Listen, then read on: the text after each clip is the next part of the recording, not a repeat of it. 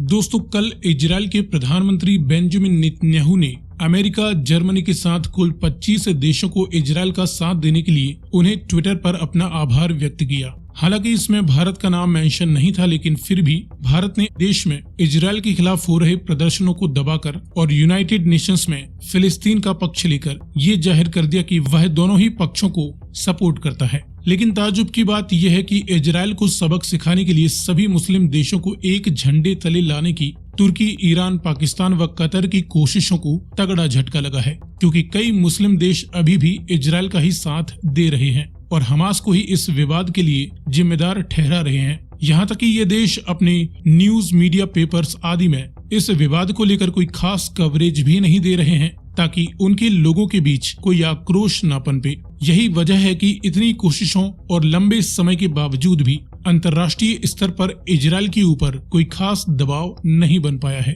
हालांकि नेतन्याहू का कहना है कि अगर दबाव बनता तब भी वह हमास को पूरी तरह सबक सिखाने की अपनी मुहिम को जारी रखेंगे। लेकिन बात करें उन देशों की जो मुस्लिम ब्रदरहुड की बजाय बैकग्राउंड में इजराइल के ही साथ हैं, तो इसमें शुरुआत में है यूएई और बहरीन, जिन्होंने अमेरिकन राष्ट्रपति डोनाल्ड ट्रंप की अगुवाई में इजराइल के साथ Abraham accord peace treaty sign की है और इसी के तहत ये चाहते हैं कि बिना लड़े इजराइल से संबंध बनाए जाएं और फिलिस्तीनियों की बेहतर लाइफ के लिए प्रयास किए जाएं, जिसके तहत ये हमास से भी शांति स्थापित करने के साथ साथ गाजा की मदद करने की डील्स भी कर चुके हैं और उन्हीं डील्स को लेकर ये हमास पर दबाव बना रहे हैं ताकि गाजा में विकास कार्यों में आगे मदद कर सकें। वहीं सूडान, मोरक्को और ओमान भी इस शांति समझौते में शामिल होने का मन बना चुके थे और इजराइल के साथ संबंध सुधारना चाहते हैं। इसीलिए इनका भी रवैया इस विवाद में मिला जुला और ठंडा रहा। वहीं सऊदी अरब अलग ही इजराइल के साथ अपने संबंध